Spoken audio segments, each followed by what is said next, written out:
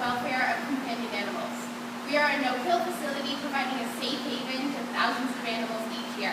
The provincial animal shelter does not receive any government funding to fulfill our mission. No federal, provincial, or municipal funds are given on a consistent basis to support the animals in our care. All of our money comes from community fundraising. The provincial animal shelter touches everyone in our community in many ways. Our clinic provides low-income families with affordable spaying and neutering programs. Our owner surrender list helps seniors moving into assisted care facilities know their pets will find loving homes. And our public surrender program helps grieving families find care for the pets of the deceased. And our foster program engages young professionals, new families, and recently retired individuals to help determine if a pet will fit into their household. Each month, the provincial animal shelter spends more than $50,000 providing shelter, medical care, and basic necessities to animals. The animals that come into our care are not the pets you see at home. They're abused, abandoned, or surrendered. They all have one thing in common.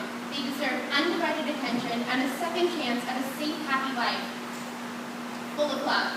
The physical well-being of our animals is of paramount importance. Attending to their medical needs is always a first priority.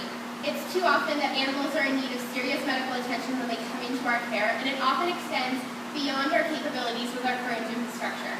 One of our largest expenses can be seeking medical care from our veterinarians in emergency situations or testing for outbreaks of parasites or bacterial infections. We often rely on the kindness of our partnering veterinarians to help our medical tests in their clinics.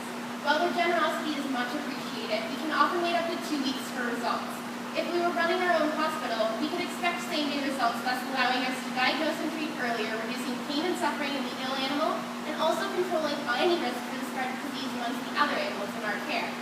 On behalf of the more than 40 dogs in our care and 200 cats that are currently living within our shelter that have no voice, I'm here to ask you to choose the Nova Scotia SPCA as your charity of choice this evening so we can purchase the much-needed medical equipment to upgrade our current spay and neuter clinic into a full-fledged shelter hospital.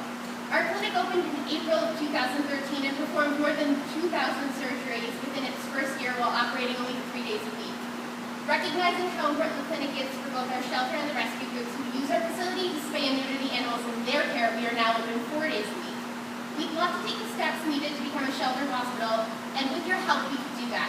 We have a great veterinary staff with more than 15 years of shelter medical experience. With your support, we could purchase the supplies to build a shed in our backyard, an X-ray machine, a lab incubator, and an ultraviolet lamp. Those items would transform our clinic into a veterinary hospital that we so desperately need. A watertight shed would become a source for food and kennel storage in our backyard, and this would allow us to turn our current food room into a redesigned X-ray room. An X-ray machine would enable us to do complete examinations.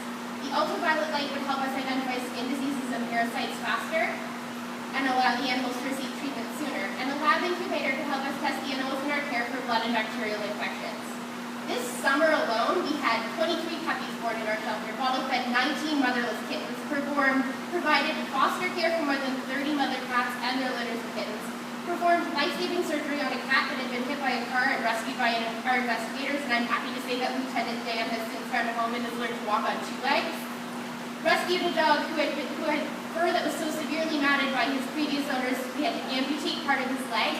Megan's life is saved because of the limb that we removed.